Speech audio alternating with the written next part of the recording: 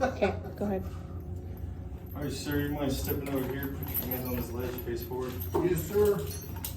Utilizing your hands to balance yourself, I want you to bring your right leg back and up. Using my left leg to block the opposite leg to ensure that he doesn't do anything or try to kick me. While I'm able to secure his right leg in the leg shackle. And even if he tries to move this leg, I can use this cuff to my advantage for defensive measures. Right leg secured and double locked. Followed by the left, sir, put your right leg down, left leg up. Yes, sir.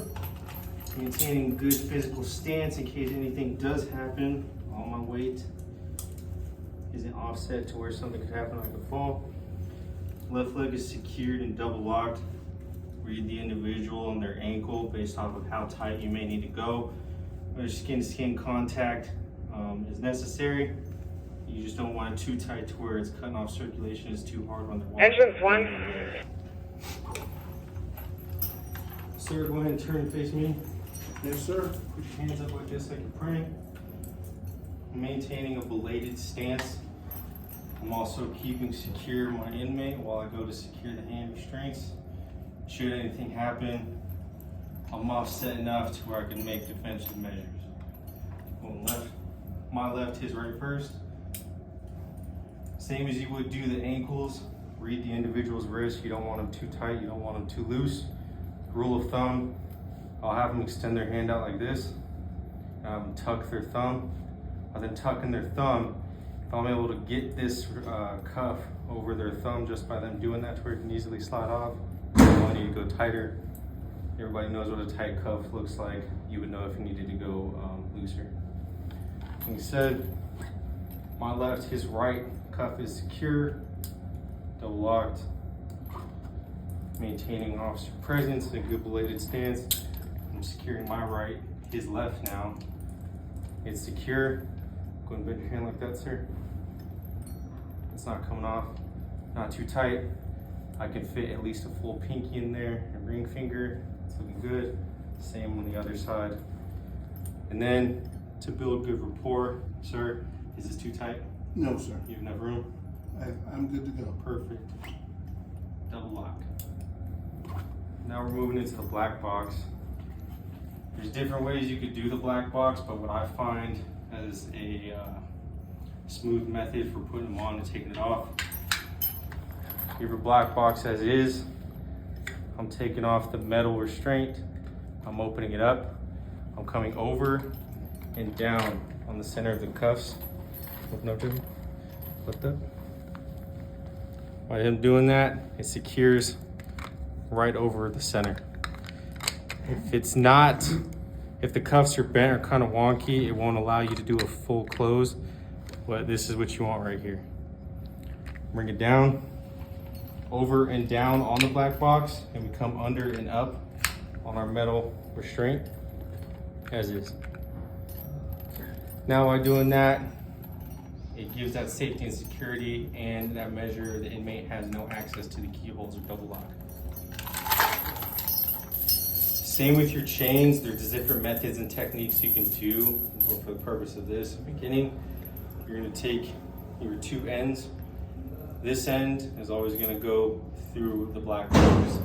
Now, you can come in and go out, but I find, as you'll see here in a minute, for comfort reasons and to kind of help the inmate because they don't like being black boxed as is, I go straight through. Now, there's a method to my madness. You'll understand why.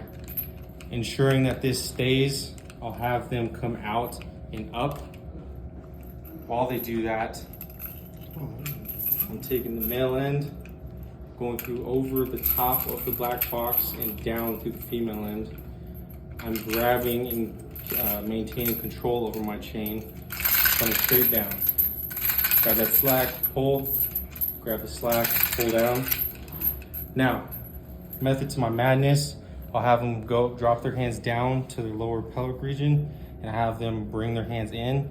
As they do that, I'm taking this male end and I'm pulling it back. That way it rests nicely on their stomach and I have good security and it locks in that middle frame for the black box. Definitely not comfortable. Like you saying this is black ops?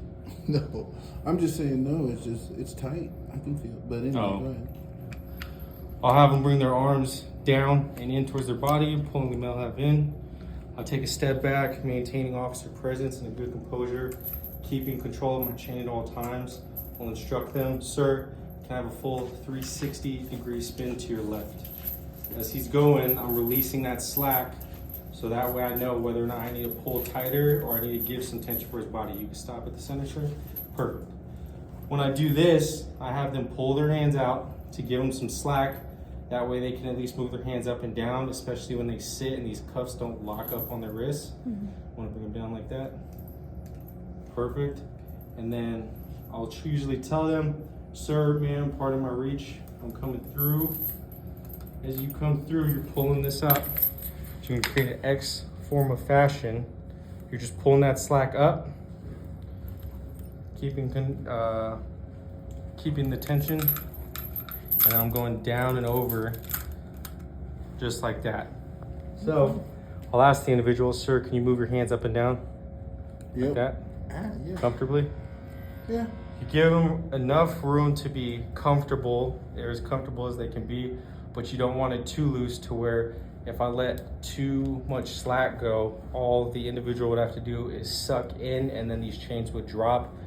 They can use the chains as a method. And it just gives them more of a offensive to our defensive measures.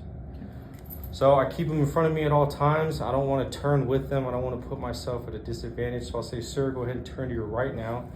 Go, go, go. Hold right there, sir.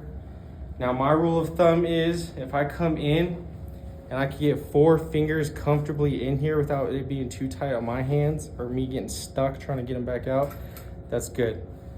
Just a slight amount of slack. I'm closing the slack with my other chain or my offset chain, you could say. I could drop that now, still maintaining control over my restraint.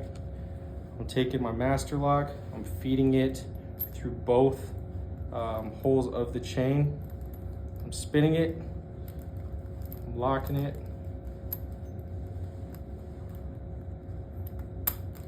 As so.